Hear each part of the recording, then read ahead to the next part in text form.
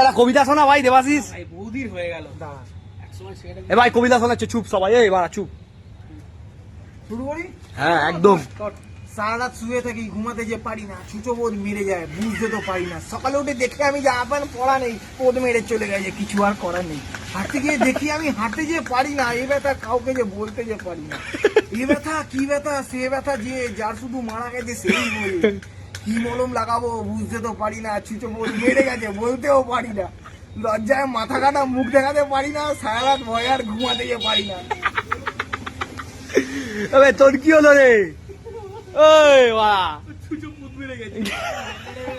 ভাই সেই বলেছে, সেই মানে এইটা এতগুলো ভিডিও দেখার পরে আমার এই ভিডিওটা 1 ঘর লেগে গেছে। ছুঁচো পোদ মেরে গেছে, মানে সত্যি মানে এই যে বন্ধুত্বটা, এই বন্ধুত্ব সাইকেলটা যখন চলে যায় না ভাই, তখন খুব খারাপ লাগে। আমি যখন স্কুলে পড়তাম তখন একরকম ছিল, কলেজে গেলাম এটা একরকম ছিল, পাস আউট। মানে ব্যাপারটা হচ্ছে এরকম যে ভাই বন্ধুরা যখন একসাথে হয় না, ছুঁচো পোদ মেরে চলে যায়। মানে এটা মানে লাইক শেয়ার করো খুব